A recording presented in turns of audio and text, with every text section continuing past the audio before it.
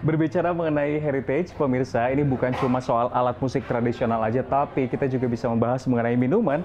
Salah satunya adalah teh, yang merupakan minuman legendaris di Indonesia karena diminum tak kenal gender, umur, ataupun juga kelas sosial. Dan bisa dihidangkan dengan mudah, baik sudah makan siang ataupun juga menikmati camilan ringan Anda.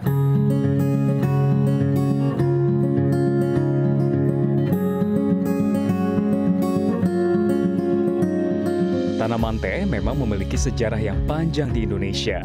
Teh untuk pertama kalinya masuk ke Indonesia melalui Jakarta pada tahun 1684 oleh Andreas Kleyer, seorang dokter, ahli botani, serta saudagar di VOC yang berkebangsaan Jerman.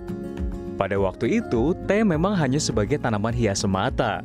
Teh baru mendapat perhatian pemerintah kolonial pada tahun 1728 dengan mendatangkan biji teh dari China dalam jumlah yang banyak. Namun, usaha ini ternyata kurang berhasil. 1 abad kemudian, teh menjadi salah satu tanaman yang wajib ditanam oleh rakyat pada tahun 1830. Rakyat dipaksa menanam teh di tanah milik sendiri atau sewaan, dan ketika panen akan dibeli oleh Belanda untuk mengisi pundi-pundinya.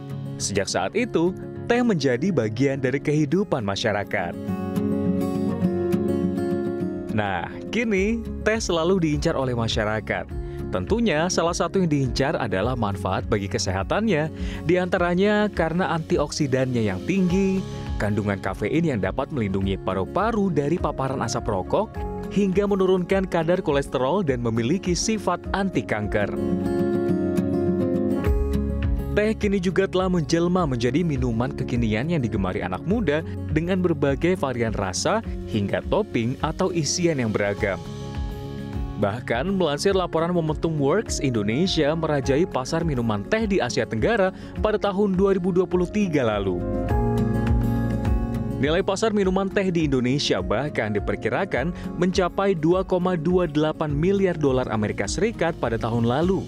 Angka tersebut setara dengan 46,92% dari total nilai pasar minuman teh di Asia Tenggara yang mencapai 4,86 miliar dolar Amerika Serikat pada 2023. Pemirsa, tak heran jika kita melihat peluang yang ada, teh ini menjadi incaran para pebisnis di Indonesia. Teh hijau, teh putih, teh hitam, bahkan oolong tea, ini udah biasa. Gimana kalau kita bahas kali ini adalah heritage tea.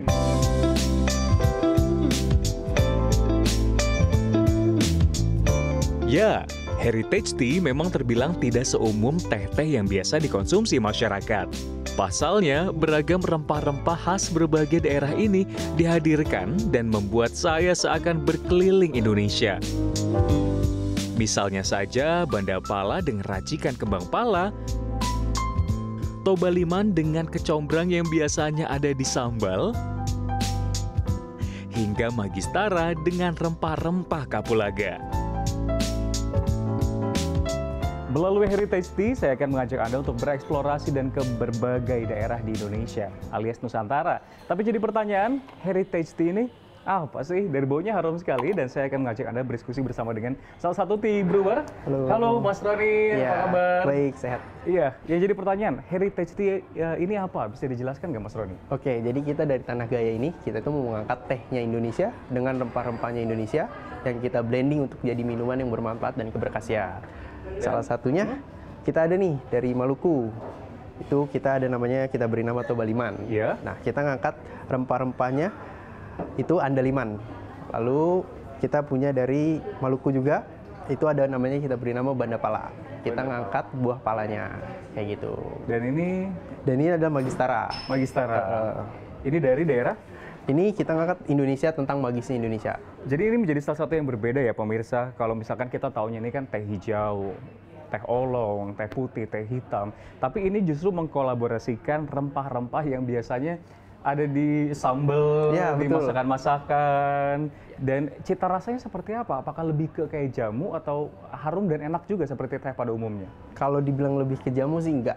Cuma lebih ke memberikan sensasi yang berbeda gitu ya? ya? Memberikan sensasi yang berbeda, aromanya, rasanya kayak gitu. Dan tadi kan ngomongin soal rempah-rempah apa aja sih yang biasa digunakan sebetulnya? Kalau sejauh ini kita pakai rempah-rempah yang ada jahe, terus ada andalimannya, star anis, cengkeh, terus untuk di Banda Pala kita ada kembang pala, ada cokonip kayak gitu. Yang paling favorit sebenarnya apa? Yang paling favorit kita ada di Tobaliman. Mungkin Tobaliman mau senit? Boleh. Tobaliman tadi apa? Dia andaliman, terus kecombrang, ada santa oranye. Kecombrang yang biasanya ada di sambal, pemirsa. Sambal kecombrang ternyata bisa dibikin teh dan enak ya, ternyata difavoritin ya? Ya. Wah, menarik sekali. Dan kita akan lihat sebetulnya seperti apa sih ngomongin soal bisnis. Bukan cuma soal rasa, tapi kira-kira seberapa bersaing dan apa sih motivasinya dibalik dari para bisnis untuk memilih heritage tea ini. Ikuti saya yuk.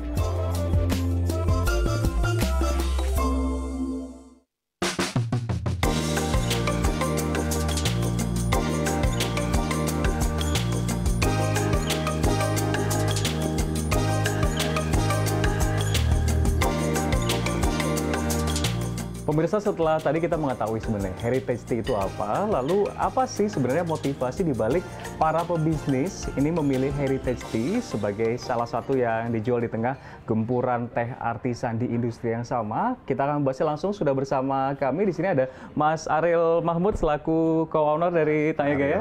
Ariel, makasih. Iya. Mas Ariel ini bisa jelasin nggak sih sebenarnya motivasi dibaliknya ini? Pertanyaan tadi sudah saya sampaikan kepada pemirsa, di tengah banyak teh-teh yang manis, yang kaya rasa, lalu memilih heritage tea yang justru memadu-madankan dengan rempah-rempah dari berbagai daerah di Indonesia. Betul. Ya, jadi sebelumnya makasih ya udah berkenan datang ke sini. Jadi untuk menjawab pertanyaannya itu kenapa kita untuk terjun di bisnis teh ini yang dengan mengandalkan kombinasi dengan rempah-rempah, itu pertama kita melihat ini unik. Pertama itu unik, dan kita melihat juga konsepnya juga kita menghidangkannya dengan tibar. Dengan tibar, dan tibar itu juga bukan hanya kita menghidangkan lalu langsung diminum, namun historinya tehnya itu sendiri, kata heritage-nya itu kita translate, kita terjemahkan kepada para pelanggan yang duduk di tibar ini tehnya asalnya dari mana sih? Kenapa kita campur dengan rempah-rempah yang sesuai pilihannya dari si pelanggan itu? Misalnya dari Maluku, terkenal akan rempah-rempah pala, kita bikin namanya Banda Pala. Dan itu juga ada khasiatnya tersendiri, dari 10 varian itu masing-masing berbeda. Nah, itulah kenapa yang kita tawarkan kepada para pelanggan untuk mencoba experience yang namanya heritage. Tehnya semua 100% produk Indonesia. Rempah-rempahnya juga semua khas Indonesia. Jadi ya, dan kita melihat secara optimis memang setelah kita soft opening dari tanggal 15 Maret sampai ke sini juga komunitasnya yang hadir ke sini cukup banyak. Tapi yang jadi pertanyaan di sini kan tadi membawa beberapa rempah-rempah, apakah ini juga turut mempertimbangkan dari manfaat dan juga khasiat yang berbeda? Tentu, benar. Untuk manfaatnya masing-masing, tea sommelier kita bisa bantu untuk menjelaskan lebih detail lagi untuk dari masing-masing perpaduan rempah-rempah dengan tehnya itu khasiatnya apa, manfaatnya apa. Ada salah satunya jika punya gastritic problem, perut, inflamasi, itu ada juga dari ramuan yang lain. Lalu untuk membantu kita lebih mudah untuk tidur di malam hari, itu juga ada. Baik, dan ini kayak kita lihat ya, sudah dihidangkan ini teh apa nih Mas? Ini dari Tobaliman. Tobaliman ini berarti ada rempah-rempah apa? Tobaliman ini ada dari Sumatera Utara, ada andalimannya. Andaliman ya. Terus ada ini dia nih. Nah, kita juga pada saat penyajian kita kasih lihat di sini ingredientnya apa saja, flavor matrixnya seperti apa. Jadi kita juga memberikan knowledge juga kepada pelanggannya kita ini apa saja yang ada kecombrangnya juga. Ini menarik karena tadi saya sempat ngobrolin soal kecombrang yang biasa dari untuk sambal gitu loh, dipakai untuk teh, dan secara aroma ini nikmat sekali pemirsa. Wah, tuh. Diminum Mas. Minum ya? Iya, diminum. Saya balik lagi nih. Mas Ariel, kita kan ngomonginnya soal bisnis ya. Seberapa optimismenya Mas Ariel sebagai co-owner ini untuk menciptakan bisnis ini, tentunya ngomongin soal income dan juga cuan. Optimis untuk bisa terus survive dengan terbilang ini kan pasarnya cukup segmented. Betul. Jadi kalau optimis kita berdasarkan angka yang sudah kita mulai dari sejak soft opening sampai hari ini, kita sangat optimis untuk angkanya yang sudah ada, proyeksinya berikutnya. Lalu kita tidak hanya mengundang para pelanggan untuk hadir ke sini, tapi seperti untuk acara di KTT kita turut turut serta menjadi official memberikan souvenir untuk para kepala negara ataupun setingkat menteri gitu. Oke, baik. Memang ini Heritage Tea ini cukup menarik perhatian masyarakat dan juga bahkan hingga di lingkup pemerintah dan juga internasional. Jadi memang bukan hanya menyasar masyarakat umum, tapi segmentednya ini pun juga memberikan peluang dan menjadi kayak salah satu signature bagi Tanah Gaya. Ya, betul. Betul sekali, Mas. Lalu berbicara mengenai ini kan total tadi ada 10 jenis teh-teh racikan, dan racikan sendiri ini bukan main-main tapi sudah diproses dan juga preparation yang secara matang. Bisa digambarkan nggak sih prosesnya dari sebelum sampai sekarang itu waktu kematangan risetnya berapa lama hingga akhirnya debut dan juga sudah mulai berjualan ini Tanah Gaya? Prosesnya itu dari sejak bulan Januari lah, sudah 4 bulan lebih. Itu kita dari proses kita cobain produknya, lalu kita mix and match dengan rempah-rempah yang mana yang cocok sampai sampai ya hari ini kita udah berjalan tuh hampir 5 bulan berarti. Baik, jadi memang ada beberapa hal yang berbeda juga ditonjolkan di Tanah Gaya ini jika dibandingkan dengan teh-teh lain ya pemirsa ya, mulai dari tadi perbedaan komposisi dari tehnya. Kalau kita melihat ini kan umumnya ada teh hijau, teh oolong, di sini ada racikan-racikan rempah-rempah dan juga tentunya teh yang dihadirkan ini kan cukup butuh kemampuan untuk dijabarkan, dan sistem tibar ini juga disediakan beberapa fasilitas dari Tanah Gaya untuk menjelaskan juga kandungan-kandungannya apa ya Mas ya? Betul. Baik, kalau gitu mungkin tips dan trik juga nih untuk para pemirsa, mengingat ini bisnis resepi, resep-resepnya, tips dan triknya untuk masyarakat yang ingin berjualan, khususnya mungkin kayak butuh niat berani seperti Mas Ariel sendiri yang cukup segmented, tapi ya apa aja harus disiapkan gitu? Ya, yang harus disiapkan ya pertama ya kita harus tahu strateginya dulu lah. Tapi untuk yang paling tidak kalah penting itu attention to detailnya. Karena mulai dari mix and match-nya, gramasinya, lalu temperaturnya berapa, mirip-mirip seperti kopi lah, seperti itu. Makanya kita mimpinya ke depan itu gimana caranya nih teh ini di Indonesia yang sangat kaya raya itu kita bisa seperti kopi gitu. Tuh kira-kira.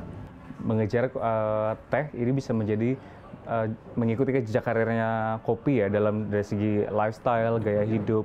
Karena memang di sekarang ini ternyata lebih banyak masyarakat yang mengikuti kopi. Padahal teh juga memiliki keanekaragaman dan juga manfaat serta khasiat ya. Betul. Apalagi dengan mix dengan rempah-rempah yang ada di Indonesia yang begitu kaya lah rempah-rempahnya kita itu. Baik, kalau gitu terima kasih Mas Ariel sudah bergabung bersama kami di datang bisnis di sini. resepi. Makasih banyak. Gitu. Thank you, Mas.